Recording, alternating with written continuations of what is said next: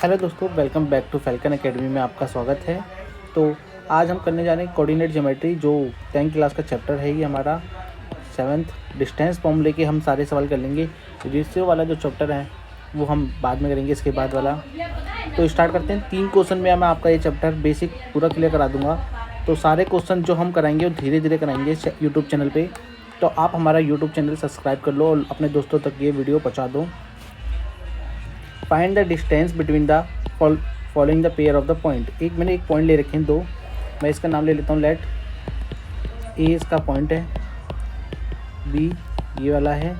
अब मुझे इसमें डिस्टेंस निकालनी है कि दोनों के बीच में कितने डिस्टेंस, अगर ग्राफ पे कहीं पे भी होंगे ये, इनके बीच की डिस्टेंस कितनी आई होगी।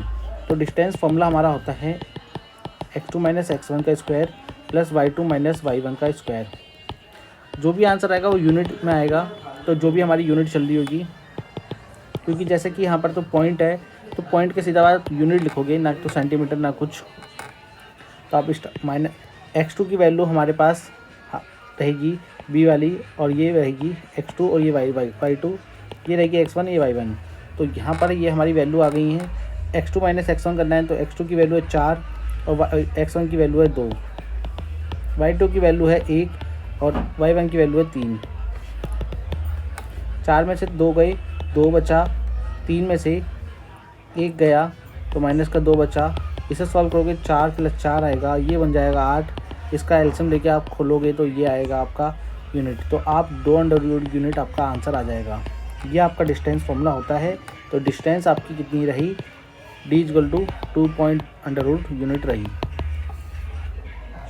अंडर रूट से वैल्यू कैसे बाहर आती है वो भी आप सीख लो यहीं पर ही, मैं आपको यहीं सिखा देता हूँ। 8 लोगे आप, 2 से डिवाइड करोगे, 4 बार में गया, 2 से फिर से करा 2 बार में, फिर से 2 बार में गया, 1 बार में।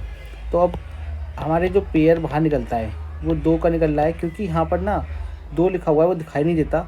2 हम अंडर रूट के बाहर लगाते नहीं कभी, तो यहाँ पर 2 लगा हुआ है तो 2 का पेयर एक बाहर आ जाएगा, तो ये बन जाएगा 2 और अंडर रूट 2। इसी प्रकार 3 का भी होता है।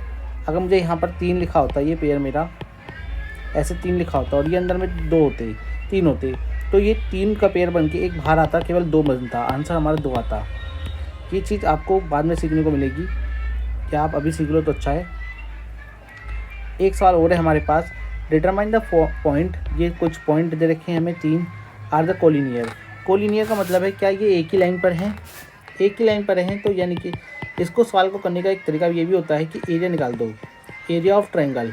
अब जिस प्रकार से आपका सिलेबस है उसमें से ये पॉइंट हट चुका है कि एरिया ऑफ ट्रायंगल माइनस ये वाला सवाल आपका हट चुका है। हम कोऑर्डिनेट निकालते हैं और एरिया निकाल लेते हैं, एरिया 0 आता है तो कोलिनियर हो जाता है। ये आपके सिलेबस में नहीं है अब। तो हम अपने 10th क्लास के सिलेबस के अनुसार चलेंगे। यहाँ पे 3 पॉइंट दे रखे हैं, 1 5, b = 2 3 और c की वैल्यू दे रखी है 2 - 11। आपको x1 और y1 मानने में कोई दिक्कत नहीं होगी। तो यहाँ पर आप क्या करोगे, डिस्टेंस d1 निकालोगे ए बी की, तो ये आ जाएगी x2 - x1 करके, y2 - y1 करके करोगे तो ये आपके सामने दिखने को मिलेगा। x2 - x1 कितना है आपका, 2 - 1 और y2 - y1 3 - 5।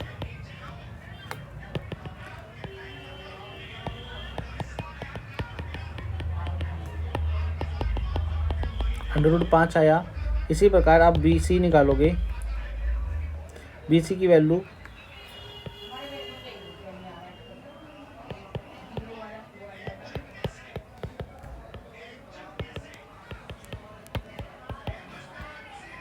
ये आपका हो जाएगा माइनस माइनस प्लस,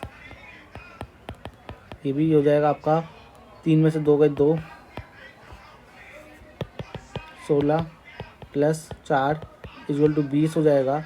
आप AC निकालोगे, आप AC की वैल्यू आपके पास है 1 और 2,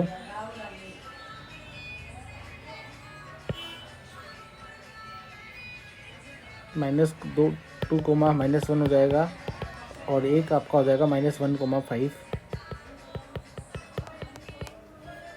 सही पॉइंट लिया मैंने। तो इसको सॉल्व करते हैं हम, हमारा आंसर आ जाएगा 3 3 9,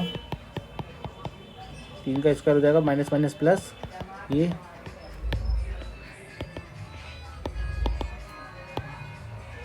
36 प्लस 45 हो जाएगा। अब यहाँ पर आप देख पा रहे हो √20 यानी कि इक्वल टू 45 तो कतई नहीं हो रहा, आंसर ही नहीं हो रहा, तो ये कोलिनियर नहीं है। A B C are not collinear. एक सवाल हम पे और भी है, अगर आपके कोई से भी 2 पॉइंट का सम तीसरे के बराबर हो जाता या बी ये सी लिख लो, ए भी लिख लो,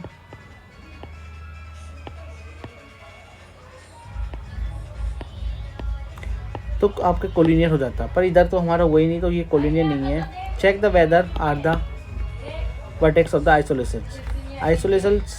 आइसोस्केल्स वो ट्रायंगल होता है जिसमें 2 हमारी साइड बराबर होती हैं। अब हमें इधर चेक करनी है कि क्या 2 साइड हमारी बराबर हैं। 3 पॉइंट हमें दे रखे हैं, 5,-2।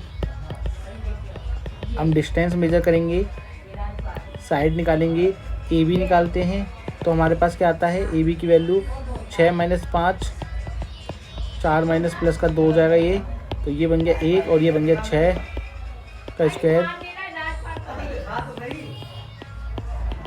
ये 37 हो गया। बी सी निकालेंगे इसी प्रकार से, 7 में से 6 जाएंगे हमारे और -2 और 4 हो जाएगा, ये बन जाएगा 1 + 6 का स्क्वायर, ये बन गया 1 + 36, ये √37 हो गया। यानी कि हमारी 2 साइड बराबर आ गई, तो हम इसे यहीं छोड़ सकते हैं अपने सवाल को और लिख सकते हैं yes it is a iso scales triangle. Thank you guys.